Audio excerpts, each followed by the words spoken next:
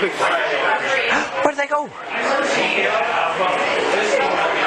There were two people there a minute ago.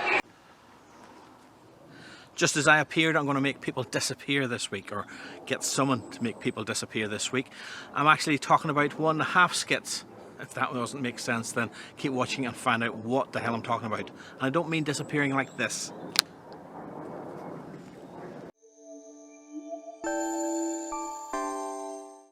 Hi guys, it's Turan here from Feel Good Hypnosis, and this week we've got 2 hypnotic skits to break down and talk about in the hypnosis tutorials. Well, I say 2 hypnosis skits, but it's really 1.5 because I had camera issues halfway through the first skit, but it was still worth filming and still worth talking about, so I'm going to show it to you here. You'll learn some interesting stuff. So before I do any further talk about the skits and breaking down in the tutorial fashion, let's watch the skits.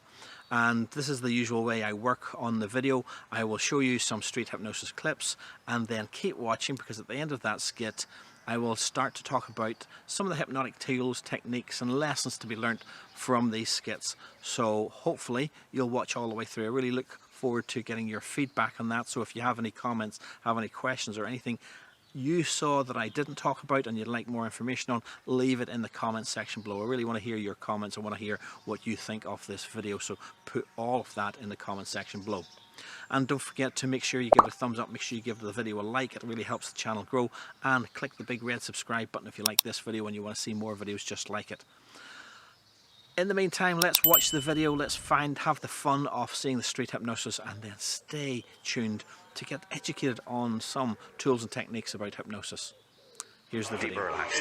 In a minute, when I go on the count of 3 this time, your feet will no longer be stuck. Your feet will no longer be stuck. But when you awake, you realise that you are that witch from outer space. You are that witch from outer space, and you're going to go around, and every time you tap someone on the shoulder, they're going to just disappear into invisibility. You're going to walk around the audience and just tell them what you're going to do, and then tap them on the shoulder, and you will see them disappear. Nod your head that you understand. So 1, 2, 3, open your eyes. Just check your feet now. How's that go? And I hear you have a specialty magic for today. What are you going to do? Let's see you do that.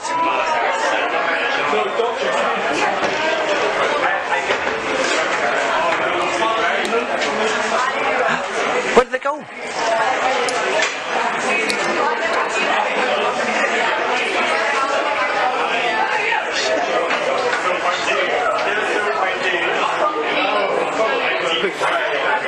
Where did they go? There were 2 people there a minute ago.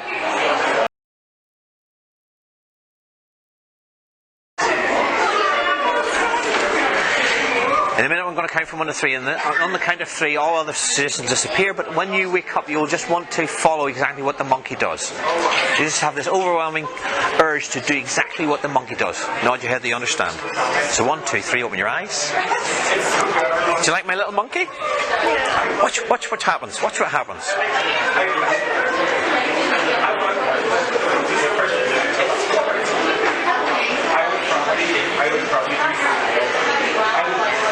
Isn't that cool?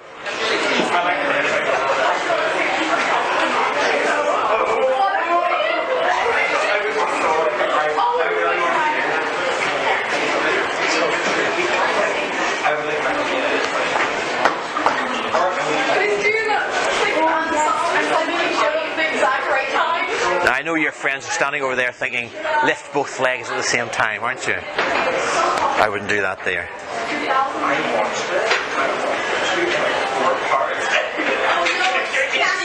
You know what's really cool? Watch what happens.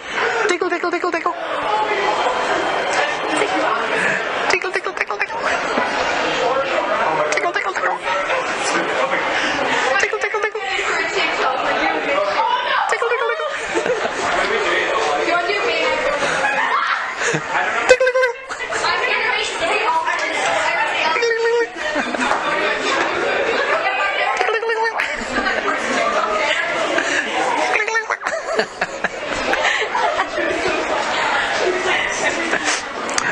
Would I do it again?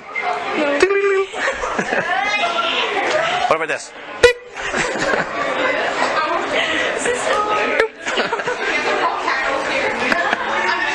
Watch what happens now. Sleep.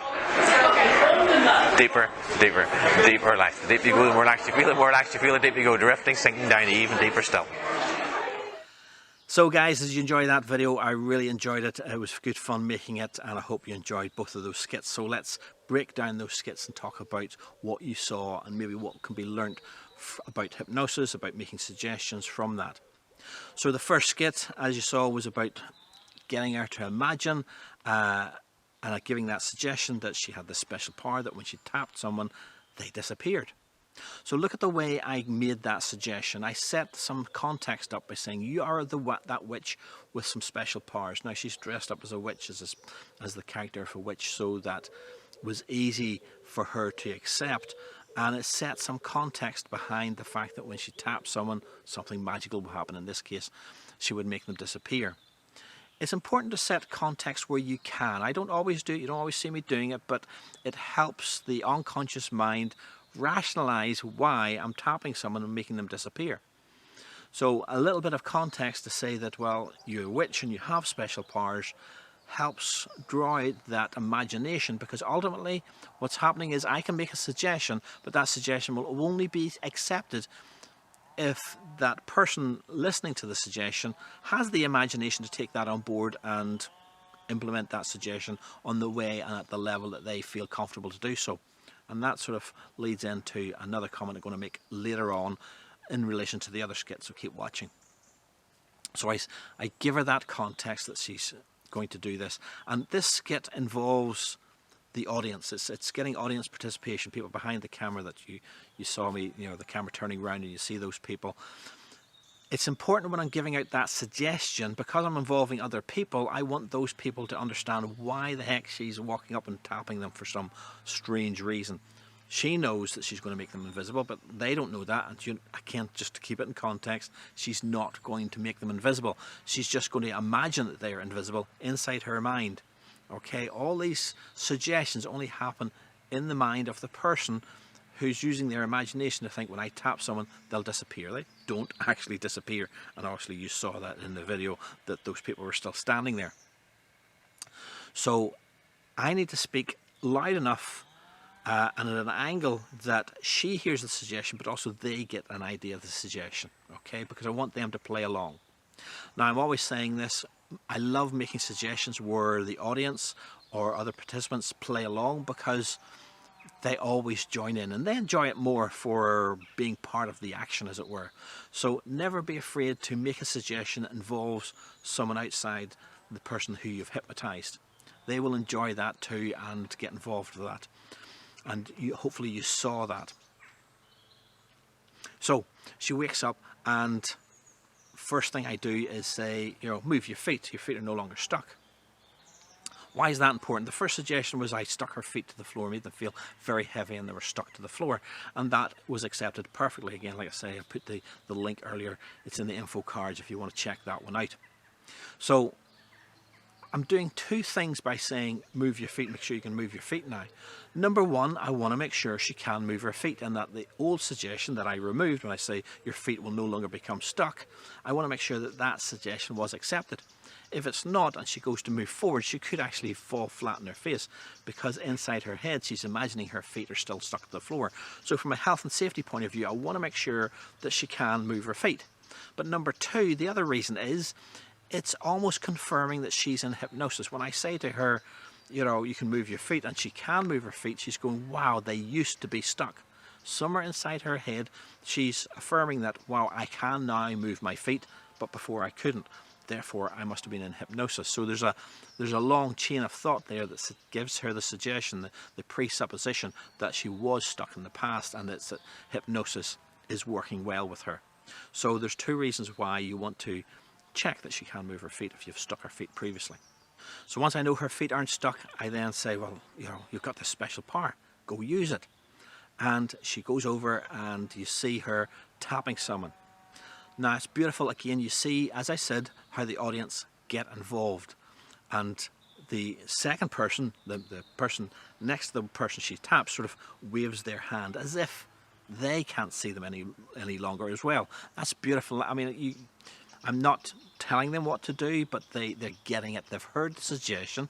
As I say, this is why it's important to make sure that when I'm talking to her, I'm also talking to the audience. Never think there's just you and the person you're hypnotizing alone in the situation. The audience is there, and you want to make sure that they hear what you're saying. And that's beautiful, because that just reinforces it. Now, one of the nice things, and I don't know if you noticed this, you might have to rewind to watch this, but look at how she looks. It's hard maybe because of the camera angle, but you can tell if you rewind and watch it. Look at how she looks at the person that she's made invisible. Okay? She looks straight at them. Now, if I was to ask you to pretend that I had disappeared, you might think, well, I'd better not look straight at you because it'll imply I'm looking at you. For someone, imagining that they were making someone invisible, they might sort of look to the left shoulder and look to the right shoulder and sort of almost try not to glance at them. But she looks straight at them. And for that reason, I know that suggestion has been accepted beautifully. Because someone that's truly in hypnosis, and someone who truly thinks that that person right in front of them has disappeared, can look straight through them and see the wall. Now, she's not looking through them and she can't see the wall, but that's almost where her focal eye is looking at. She, inside her mind, has made that person disappear, and she's looking straight through them and at the wall behind them. That's the power of hypnosis, and that's the difference between someone bluffing and saying, oh, you've disappeared, I can't see you. What they're doing is they're doing their best not to look at you, to pretend that you are not there. Whereas if you were truly not there, I could just stare at you as if I'm looking through you into the wall, because you're invisible or you disappeared. Does that make sense? I hope it does. She moves on to the next person and taps them, and again, what a beautiful actor they are, because they just go poof. Okay, so they're playing along again. This is what I'm saying. Never be worried about involving the audience, because the audience always come up to the mark and do their bit. And that guy just went poof as she tapped him, and that's beautiful. Now, sadly, after that, we lost the video, and it picks up with the next skit. But hopefully you can see from that description there was lots to be learnt about if someone sees someone that, or someone thinks they're invisible and can't see them, they will look straight at them rather than looking around them and trying to ignore them. And just the idea of structuring the suggestions and also removing the previous suggestion, especially if it's something like a footstock, you want to make sure that that's removed in a constructive way so that they don't trip and fall over themselves trying to move forwards as they move towards the audience. So let's move on to the second skit, and the second skit was Follow the Monkey. Now again, be brave if you want to be brave and use this skit. There's nothing wrong with using this skit. There's no danger in using this skit. But many people see this skit as some sort of spooky voodoo magic. It's not voodoo magic. It's basically just non-verbal instructions. I've given the verbal instruction while her eyes are closed and her head's on her chest that she will follow everything the monkey does. And the rest of what happens is just non-verbal instructions. Because from the moment she wakes up and I move the doll's hand, the monkey's hand, she moves her hand. And as I move the doll's leg, she moves her leg. All that is a non-verbal instruction. But it's a very nice visual gag for the audience and for her to experience. Now, you might once again have to rewind the tape to just watch exactly what she did. And once again, I like this, what happens, because it's another way of me showing you that she's in control of what she's doing. I'm not controlling her. The monkey is not controlling her. The doll is not controlling her. Because if you watch closely, I give her the suggestion that she would do what the monkey does. But as I move the left hand, she moves her right hand, because she's mirroring exactly what the doll's doing. So she's not doing what the doll's doing, she's mirroring what the doll's doing. And that little subtlety shows you that she's interpreting what she wants to interpret. She's doing things the way she thinks it should be done, and not me probing inside her mind and controlling her and making her do things against her will. And neither is the monkey doing it. It's just a passive stuffed doll that I'm moving. And that little subtlety, if you didn't notice it, rewind it, but nobody else really sort of complains about it. She didn't do what you told her to do. She mirrored you instead of following what the monkey's doing. Okay? Otherwise, when I moved the left hand, she would have moved her left hand, etc., etc. But as I moved the doll's left hand, her right hand started to rise. So that's mirroring action, and that subtlety is a nice way of saying you are in control when you're in hypnosis. I've given you an experience that you've asked for, and you've accepted that experience. And again, we're going to come on to a situation, if you didn't notice it earlier, where she didn't fully accept that experience, and that was fine again, but it's a beautiful situation. Not that I'm a bad hypnotist because she didn't accept the suggestion very well, but because she is in control. So many people worry about in control. I really try to labour that point. So we move on through that. I've moved her the arm, I've moved the legs, and I've even twisted the doll from side to side, and she follows beautifully. Again, she's following at her own control, mirroring how the doll moves. Now, because she's done that so well, I move on to the next level, and I give another non-verbal suggestion with a bit of sound. So it's a non-verbal, verbal sort of suggestion, but I go, tickle, tickle, tickle. I'm tickling the doll. And as I tickle the doll's belly, she feels a tickle in her belly. Again, that's only a non-verbal suggestion. It's not that I'm transferring tickle from this doll to her. She is seeing what's happening to the doll, and she's feeling it in herself. Because she laughs so much, I really sort of draw out that suggestion. I tickle her under the arm, which is under the armpit's usual very ticklish place, and I move her around her body, tickling, and she's really laughing and cringing and crumpling over with laughter, you know, almost, she doesn't say stop, but she's almost going, oh, no more, sort of thing. She's really good at accepting, again, that suggestion from a non-verbal point of view. So finally, well, I move on to one more little non-verbal suggestion, and I sort of make that sort of noise and suggest that I'm nipping the doll's bum. Now, she doesn't jump in the air, so she's not accepting that suggestion. Maybe it's because she's not clear at what I'm doing. But she's clearly not thinking I'm tickling her bum, because I'm not tickle, tickle, tickle. I just went beep, and she didn't overly respond. Again, she's in control of what suggestions she accepts and doesn't accept. Or maybe she just didn't understand it. Either way, I don't know. It doesn't matter. The bottom line is, if it's not working, move on. Like I said, I drew out the tickling sensations because I knew that was working well. But as soon as I nipped the doll's bum and there was no ow, you'll see some videos. I'll maybe put a link to another video where that was very successful with a young chap. That, you know, if it doesn't work, move on. That's as simple as it. Everything is not going to work. Any hypnotist tells you, oh, every suggestion I make will be fully accepted. You know, that's not the way it works, because the person is free to either misunderstand or just understand but not want to follow for their own reasons what is happening. So in any one situation, you never know what will go on.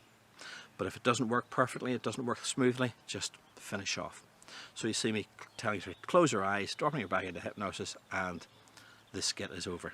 So some nice lessons to be learned from those two skits, or 1.5 skits, as I said. First one being that making people disappear, and how you should manage that, and how you should craft suggestions, even how you should remove the previous suggestion. There's some good tips there. And then in the second one, the following the doll and who's in control, and when to move on from a skit if it's just not moving as smoothly or as fun as you thought it might be.